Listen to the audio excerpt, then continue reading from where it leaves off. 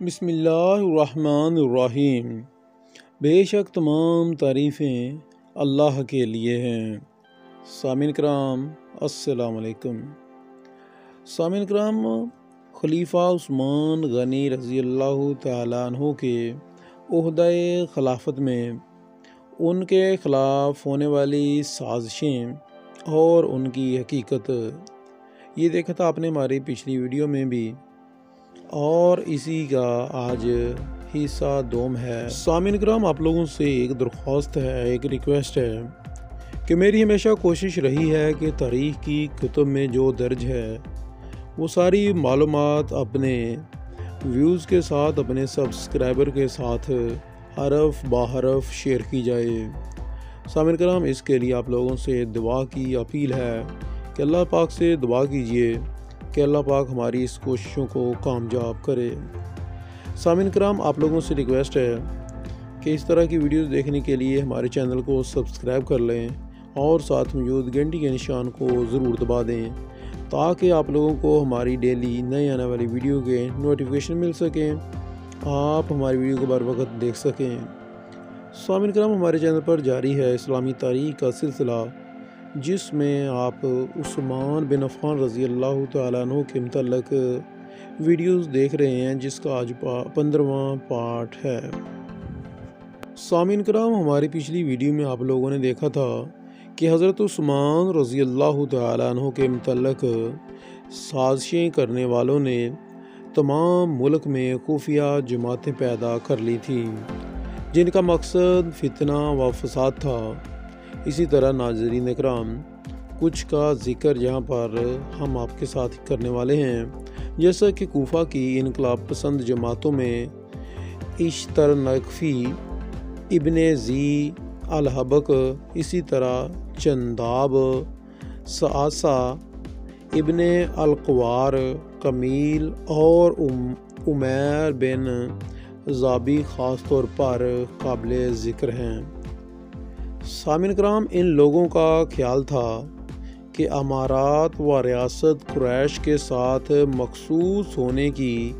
کوئی وجہ نہیں ہے۔ عام مسلمانوں نے ملک فتح کیا ہے، اس لیے وہ سب اس کے مستحق ہیں۔ سعد بن عاص ولی کوفہ سے اس جماعت کو خاص طور پر عداوت تھی۔ ان کو بدنام کرنے کے لیے روز نئی نئی تدبیر کی جاتی تھی اور قریش کے خلاف ملک کو تیار کرنے کے لیے طرح طرح کے وسائل کام میں لائے جاتے تھے۔ اشراف کوفہ نے ان مفسدوں اور پردہ زاویوں سے تنگ آ کر امیر المومنین سے التجا کی کہ خدا کے لیے جلد ان فتنوں کو کوفہ سے، ان فتنوں میں موجود جو لوگ ہیں ان سے کوفہ کو نجات دلائی جائے۔ سامعین کرام، حضرت عثمان رضی اللہ تعالیٰ عنہ نے تقریباً 10 آدمی جو اس جماعت کے سرگرو تھے، ان کو شام کی طرف جلا وطن کر دیا۔ اسی طرح سامعین کرام، بصرہ میں بھی ایک فتنہ پردہ جماعت پیدا ہو گئی، جسے حضرت عثمان رضی اللہ تعالیٰ نے یہاں سے کچھ آدمیوں کو ملک بدر کر دیا، لیکن وہ فتنہ آگ کی طرح اس حد تک پھیل چکا تھا کہ یہ معمولی سے چھینٹے اس کو بجا نہ سکے، بلکہ یہ انتقال مکانی اور بھی خیالات کی اشاعت کا سبب بن گئی، اور پہلے سے جو آگ ایک جگہ سلگ رہی تھی وہ سارے ملک میں پھیل گئی۔ سامعین کرام، مصر سازش کا سب سے بڑا مرکز تھا۔ مسلمانوں کے سب سے بڑے دشمن یہودی تھے، چنانچہ ایک یہودی النسل نو مسلم عبداللہ بن سبا نے اپنی حیرت انگیز سازشانہ قوت سے مختلف الخیال مفسدوں کو ایک مرکز پر متحد کر دیا، اور اس کو زیادہ مؤثر بنانے کے لیے اس نے مذہب میں عجیب و غریب عقائد کا بھی اضافہ کیا اور خفیہ طور پر ہر ملک میں اس کی اشاعت کی۔ سامعین کرام، موجودہ شیعہ فرقہ دراصل انہی عقائد پر قائم ہوا۔ مفسدین کی جماعت تمام ملک میں پھیلی ہوئی تھی اور ان میں سے ہر ایک کا مطمع نظر مختلف تھا اور آئندہ خلیفہ کے انتخاب کے بارے میں بھی ہر ایک کی نظر الگ الگ شخصیتوں پر تھی۔ اسی طرح سامعین کرام، اہل مصر حضرت علی رضی اللہ تعالیٰ عنہ کے عقیدت مند تھے، اور اس کے علاوہ اہل بصرہ حضرت طلحہ رضی اللہ تعالیٰ عنہ کی طرف ان کا رجوع زیادہ تھا، اور اہل کوفہ کا حضرت زبیر رضی اللہ تعالیٰ عنہ کی طرف رجوع زیادہ تھا۔ اہل عراق کی جماعت تمام قریش سے عداوت رکھتی تھی اور ایک جماعت تو سرے سے ہی عربوں کے خلاف تھی۔ لیکن سامعین کرام، امیر المومنین حضرت عثمان رضی اللہ تعالیٰ عنہ کی معزولی اور بنو امیہ کی پہکنی پر سب باہم متفق تھے۔ عبداللہ بن سبا کی حکمت عملی سے ان اختلافات سے قطعی نظر کر کے سب کو ایک مقصد یعنی حضرت عثمان رضی اللہ تعالیٰ عنہ کی مخالفت پر متحد کر دیا اور تمام ملک میں اپنے داعی اور اپنے سفیر پھیلا دیے تاکہ وہ لوگ ہر جگہ اس فتنے کی آگ کو مزید زیادہ بھڑکا سکیں، اور اس مقصد کے حصول کے لیے داعیوں کو حسب ذیل طریقوں پر عمل کرنے کی ہدایت کی گئی، جس میں انہوں نے ان کو بتایا کہ بظاہر آپ بہت متقی اور پرہیزگار بنیں اور لوگوں کو واضح نصیحت کریں، لوگوں کو نصیحت کیا کریں، اور دوسرے نمبر پر انہوں نے کہا کہ اعمال کو دق کرنا اور ہر ممکن طریقے سے ان کو بدنام کرنے کی کوشش کرنا، یعنی کہ جو حضرت عثمان رضی اللہ تعالیٰ عنہ نے اعمال مقرر کیے تھے ان کو زیادہ سے زیادہ بدنام کرنے کی کوشش کریں۔ سامعین کرام، اسی طرح انہوں نے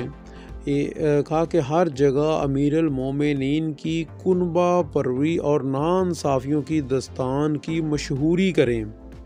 ان طریقوں پر نہایت ہی مستعدی کے ساتھ عمل کیا گیا۔ ولید بن عقبہ ولی کوفہ پر شراب خوری کا الزام قائم کیا گیا اور حد بھی جاری کی گئی، جو در حقیقت ایک بڑی سازش کا نتیجہ تھا۔ اسی طرح حضرت ابو موسیٰ اشعری رضی اللہ تعالیٰ عنہ ولی بصرہ کی معزولی بھی اسی کا حصہ رہی۔ سامعین کرام، اسی طرح 31 ہجری میں جبکہ قیصر روم نے 500 جنگی جہازوں کی عظیم و شان بیڑے کے ساتھ اسلامی ساحلوں پر حملہ کیا اور مسلمان بڑے خوف و ہرس میں مبتلا ہو گئے، اس وقت بھی یہ انقلاب پسند لوگ اپنی فتنہ انگیزی سے باز نہ آئے اور محمد بن ابی حذیفہ اور محمد بن ابی بکر رضی اللہ تعالیٰ عنہ کو، جو مفسدین کے دام تزاویر میں پھنس چکے تھے، اسلامی بیڑے کے امیر البحر عبداللہ بن ابی سرار رضی اللہ تعالیٰ عنہ کو ہر طرح دق کیا انہوں نے۔ سامعین کرام، یہ لوگ نماز میں بے موقع تکبیریں بلند کر کے برہمی پیدا کرتے، عبداللہ بن سعد کی علانیہ مذمت کرتے اور مجاہدین سے کہتے کہ تم رومیوں کے مقابلے میں جہاد کرنے جاتے ہو، حالانکہ اسلام کو خود مدینہ میں مجاہدین کی ضرورت ہے۔ لوگ تعجب سے کہتے کہ مدینہ میں کیا ضرورت ہے، تو وہ حضرت عثمان رضی اللہ عنہ کا نام لیتے اور کہتے کہ اس ظالم کو معزول کرنا اسلام کی سب سے بڑی خدمت ہے۔ اس نے سنت شیخین کو چھوڑ دیا اور جو بڑے صحابہ کبار صحابہ تھے ان کو معزول کر کے اپنے عزیز و اقارب کو سیاہ و سفید کا مالک بنا دیا ہے۔ غرض ناظرین کرام ہر طرح کے فریب کاریوں سے لوگوں کو متاثر کرنے کی کوشش کرتے۔ اسلامی بیڑا رومیوں کے مقابلے کے لیے روانہ ہوا تو محمد بن ابی بکر نے ایک کشتی پر سوار ہو کر بیڑے کا تعاقب کیا اور جہاں پر جہاز لنگر انداز ہوتے وہ اپنی کشتی کو قریب لے کر اپنے خیالات کی اشاعت کرتے ان کے سامنے۔ مجاہدین رومی بیڑے کو شکست دے کر نصرت فتح کے ساتھ واپس آئے تو چند نے محمد بن ابی بکر اور محمد بن ابی حذیفہ کو جہاد سے پہلو تہی کرنے پر ملامت کی۔ انہوں نے کہا، ہم اس جہاد میں کس طرح حصہ لے سکتے ہیں جس میں انتظام عثمان رضی اللہ تعالیٰ عنہ کی ایما پر ہوا ہو اور جس کا امیر عبداللہ بن سعد ہو۔ اس کے بعد حسب معمول حضرت عثمان رضی اللہ تعالیٰ عنہ کے معاب اور برائیوں کی طویل داستان شروع کر دی۔ عبداللہ بن سعد نے جب دیکھا کہ دونوں کسی طرح اپنی حرکتوں سے باز نہیں آتے اور ان کے معصومانہ خیالات آہستہ آہستہ اپنا اثر کر رہے ہیں تو نہایت ہی سختی سے ان کو منع کیا اور کہا کہ خدا کی قسم اگر امیر المومنین کا خیال نہ ہوتا تو تمہیں اسی مفسد پردازی کا مزہ چکھا دیتا۔